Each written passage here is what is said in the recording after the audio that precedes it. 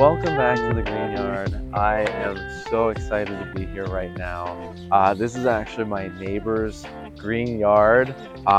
He's a couple streets away from the actual green yard itself. And I've been looking at this property for the last 3 years since we moved in. I've driven by a couple times and been like, wow, it's an amazing yard. And he has been so gracious and wonderful, and he is going to actually give us a tour of this amazing 8-year-old green yard. Let's check it out. Here's Steven. Good morning. Hi, my name is Steven. This is my green yard. I've been here for about 8.5 years now, and we're going to take down a little bit of a tour. So, Soren, you give me a helper? This is my helper, Soren. You ready? Okay. So we bought the property about 8.5 years ago, and the stipulations for me when we bought the property was a decent sized lot, kind of an open canvas, and flood irrigation. So those were my 3 parameters. I didn't really care about the house, although the wife did. But yeah, it was pretty much a blank slate. I'll kind of just run through the few things that were here when we bought the property. Obviously, these 2 ash trees were here, and a few things in the back, but mostly everything else I've planted. And some of the stuff here is 8.5 years old. Some of the stuff is 7, 6, 5, 4. I've planted stuff in the last couple weeks. So it kind of runs the gambit, and I could maybe briefly just chat about the age or not everything probably, because there's probably about 150, 160 fruit trees on the property. Maybe actually a little bit less because I count that with some of the ornamentals like the Plumerias. But yeah, let's start in the front yard and take a look.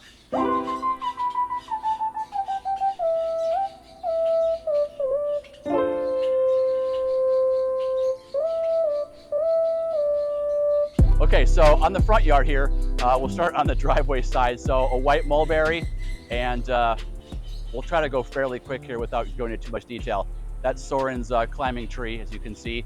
In the last month or so, we had bulk trash pickup, so I pruned back a lot of the stuff that you're gonna see quite substantially, and I do it pretty much at least once a year, sometimes twice a year, just because this thing, I mean, the canopy was huge. It was probably 30 plus feet, and this is one that I planted pretty early on, but you can see the trunk, and this, you know how mulberries grow.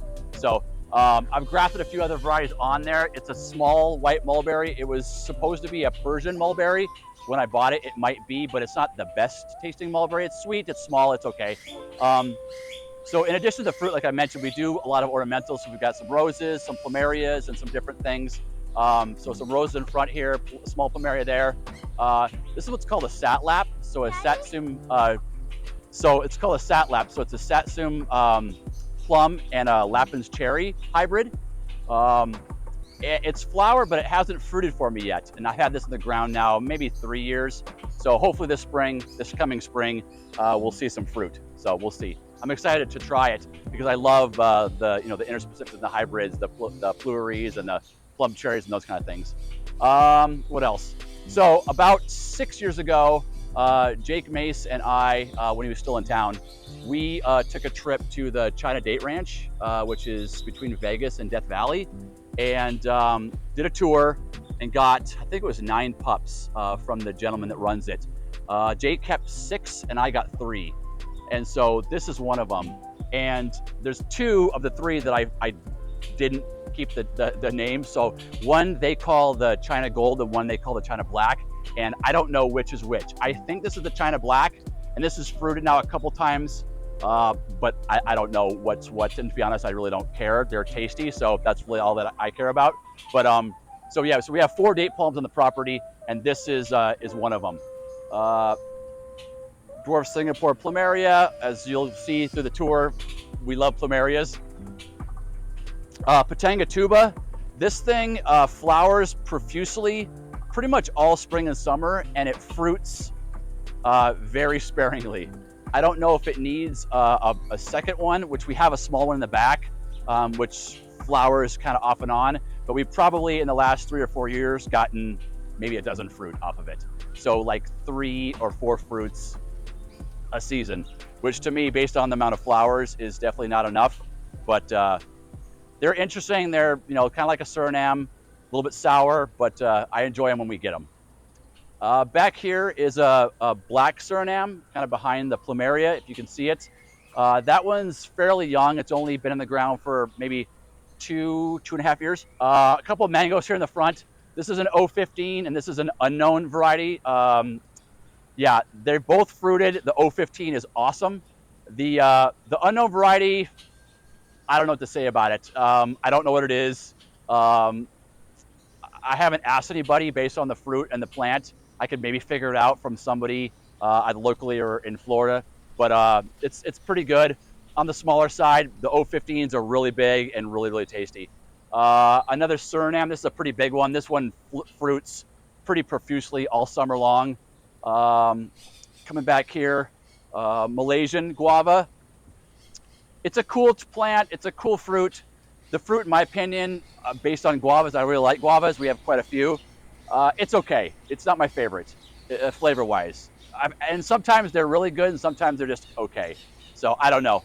Back here is Nixon's Peace Fig.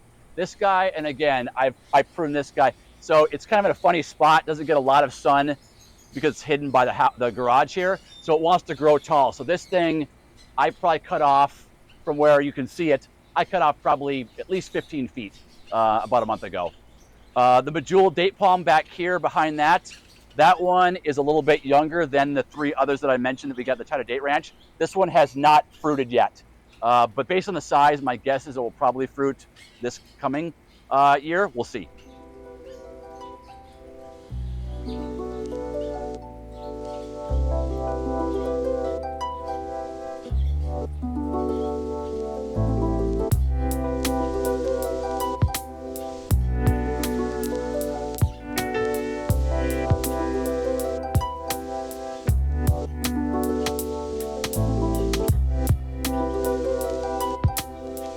Okay, so moving on to the other side of the front yard.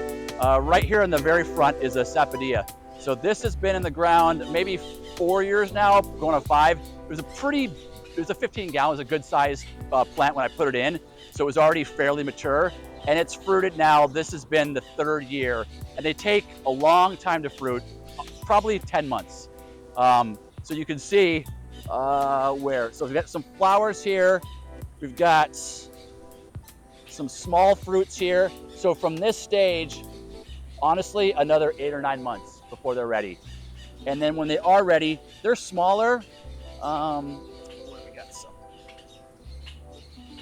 So they get to be about this size. Some are a little bit bigger than this. And I'm not sure if it's this particular variety. This is, shoot, I can't remember. I can tell you. This is, yeah, the macaque. So I'm not sure if it's particular to this variety that makes them smaller compared to some of the ones that I've seen in Florida, or if it's just our climate in Arizona. But they don't get much bigger than this. But they are tasty, super tasty, very sweet. Brown, it's basically like just eating a handful of brown sugar, which I'm sure if you know about sapodillas, that's kind of their characteristic. So anyway, moving on the front here, this is a Golden Dorset apple, which I've also grafted a bunch onto just because the Golden Dorset is just a so-so apple. I've lost a few of the grafts.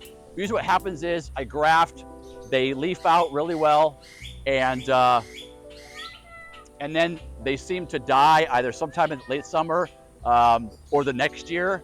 I've got a couple fruits off a couple of the grafts, but it's just not reliable, for at least in my experience. Maybe others have had better experience. Same thing with this Panamint nectarine. I've done a bunch of grafting on it, and some of the grafts have fruited this year. So one of the grafts, if you can see back here, is the spicy nectar plum. Sorry if I'm kind of hiding. It's back here, but this set about half dozen fruit this year, and the graft is only 2 years, so that was pretty good. And the spicy nectar plum is a pretty tasty fruit. Moving on. Loquat, this is an early red loquat, which I don't think is a real popular. It's not a golden nugget or a big gem or something like that, but it's a tasty variety. The fruits are on the smaller side. It took a while to fruit. It flowered a few years. It's been in the ground about 5 years, so it flowered for a few years, and this last year was the first real crop we got. And I love loquats, so they're super tasty. I've not had great luck with loquats, but this one I've had good luck with.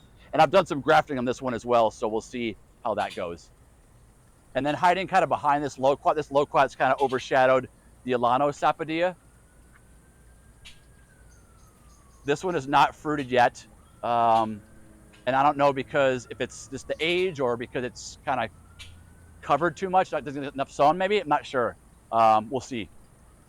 Some bananas, bananas are kind of scattered all around the property. I don't really remember, to be honest, a lot of the names. I've got kind of a lot of the basics, Namwa and some different ones, but this one I got from Doug Jones, and he called it the Vietnamese giant, I think. And I mean, I've cut it back quite a bit, but they get, once they get mature, they get, 20 feet tall. They get big.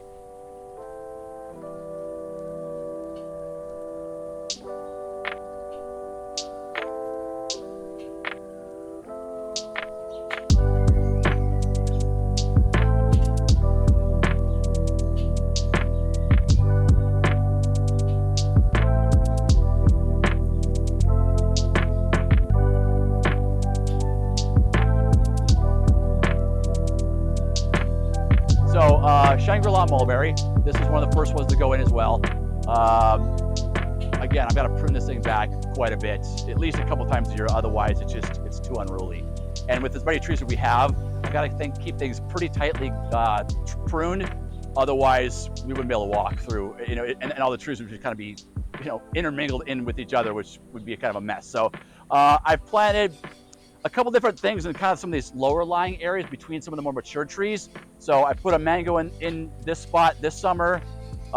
This bed I've changed it a couple times. So a small sugarloaf mango went in here. Peanut butter went in there. This is a desert gold peach. This was one of the first ones in there. It's kind of a mess. I should have done a better job pruning when it was younger, but I didn't. This is actually a transplant from our old property. I transplanted about 20 trees from our previous property when we moved here, and most of them are still here. We lost a couple, just that we moved here in June, and the trees didn't like that, obviously. Okay, Kai apple. So this has a grafted on it, male and female. The male has flowered, the female has not, so we have not seen fruit. I'm kind of frustrated about that, to be honest. I was hoping for fruit sooner. It's been in the ground about 4 years. And this thing, the same thing. It just grows like crazy. About a month ago, again, I cut back nearly half of what you see is gone. It was just everywhere. It just, it's obviously happy. Not sure why the female section, it's the smaller section. So it's this part of the branch. So it's a much smaller part. I don't know if that has a factor, factors into it. I'm not sure. But again, the male flowers like crazy, the female doesn't. So obviously that doesn't help our cause for fruit, but I'm hopeful. Unknown fig. So again, when Jake was in town, I found this fig on, I think, Craigslist. Some guy moved into a property, wanted it gone. One of those, you dig it up, you take it. So I had him, we hopped in my truck, we dug it up. It was about, a quarter this size, and transplanted it. It's I don't know what I'd compare it to. It's a tasty variety. It's a red-fleshed, kind of a strawberry flavor, a green skin. Big aficionados will probably be able to figure it out. Again, I'm not super into all the names, all the different varieties. If it tastes good, I'm happy. So what else? I've got another small loquat back here. This one, I don't know. I don't know if it's not enough sun. I don't know if it's just not in a happy spot. It flushes out really beautifully in the summer, and then in the fall, I know the leaves cycle, but they end up looking like this. So I don't know if it's not enough water, not enough sun, I'm not sure. But that one seems to struggle. But this one's fruited for the last 3 years. It just doesn't look very good. Anyway, persimmon has gone into this spot. This was a Babcock peach for several years. It's a late variety, and I feel like the late variety peaches don't do well here. Once it gets too hot, the fruit, it needs that time to ripen, and they just turn to crap. I don't know how else to say it. They just don't end up being good fruit like a Desert Gold or one of the earlier varieties, which end of May, they're ready and they're delicious. So I got rid of that and put this persimmon in its place. This is I never remember. the Bella Gold picatum. So this is flowered too, but has not set fruit, or flowered but not fruited. And again, I'm not sure if it's age, if it's not getting a pollinizer. It's probably probably the latter, but it's there. It might stay for another year, and if it doesn't fruit, it might get the boot. But right now, it's basically a holding canopy for my Rangoon creeper. So this Rangoon creeper is in this pot. It's now rooted through the pot. I shouldn't have left it there. I should have planted it, but it was happy, and it's grown up this queen palm and over now into the picatum. And for those that have or know Rangoon creeper, it's amazing smell.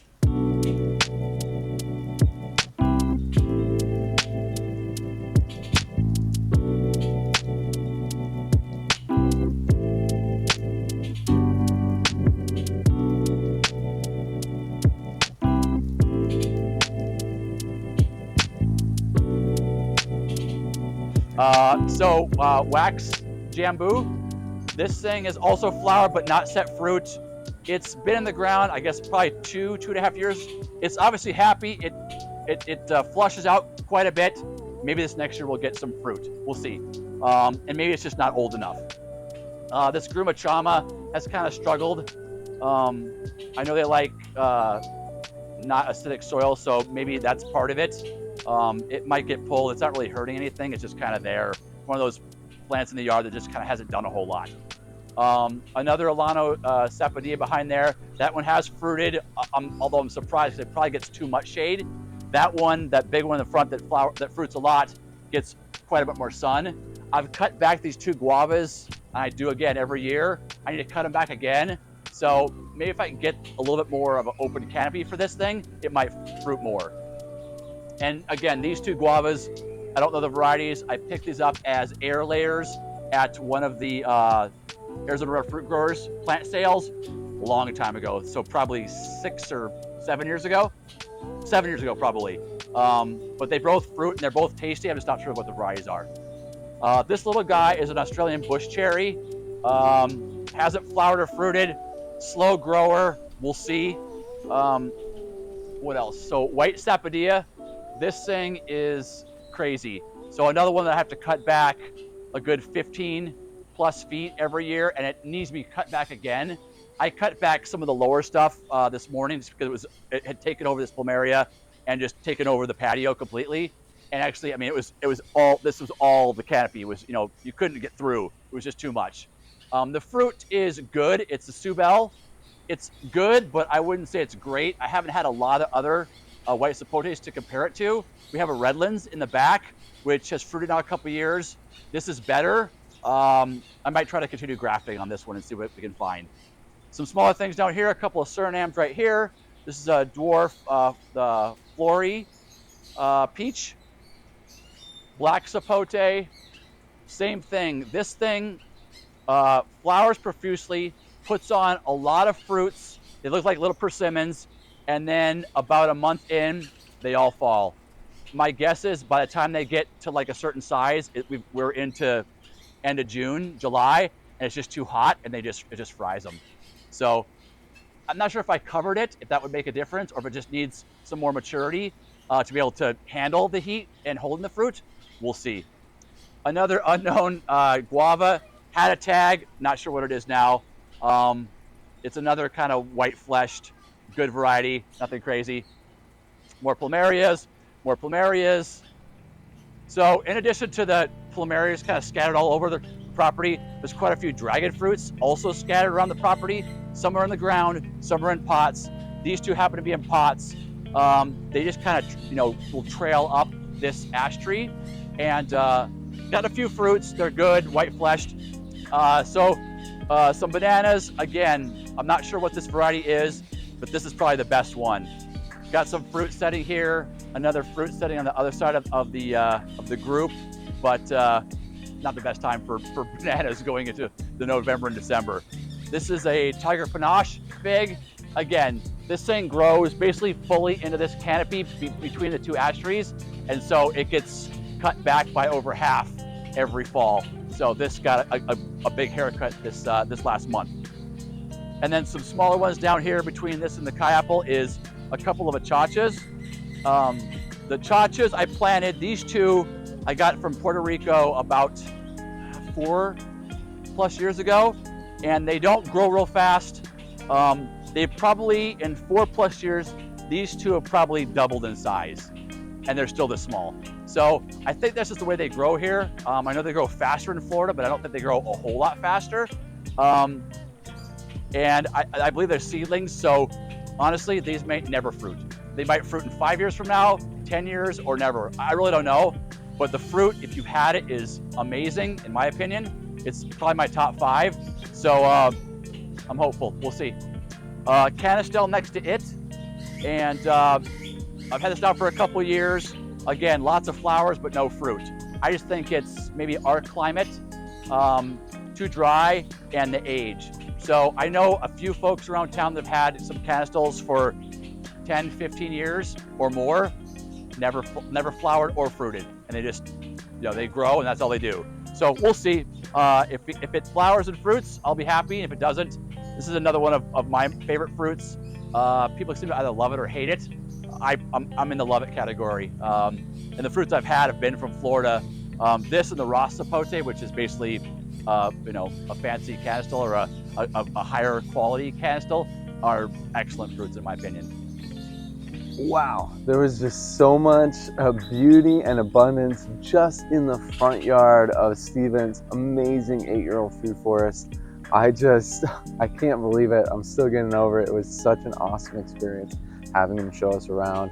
There's even more amazing things in the backyard of his food forest as well, so definitely make sure you stay tuned for our next video where he continues our tour through his amazing and abundant backyard filled with those beautiful fruiting and flowering trees and plants.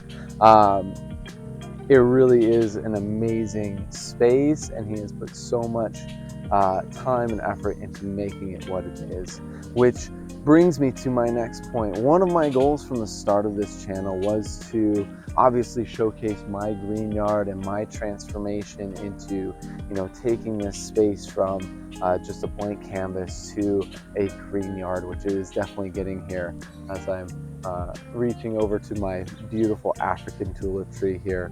But I also want to and have wanted to start showcasing some of the amazing abundance, beauty, and passion that other people have in their green yards. I have just seen so many amazing people and amazing yards where they are just growing that food, and they have just so much abundance through my travels, not only here in the US, but also in other parts of the world. And I really want to bring that inspiration, that passion, and that beauty to all of you through this channel. So one of my goals here as we move into 2024 is to start featuring and showcasing more people and their amazing green yards. So if you have a green yard and you would like to have it featured on the channel, please feel free to comment below or to reach out to us through our social media pages.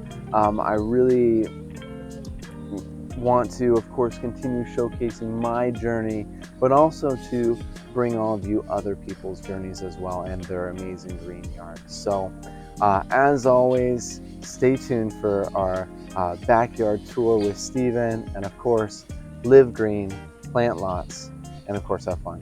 We'll see you next time.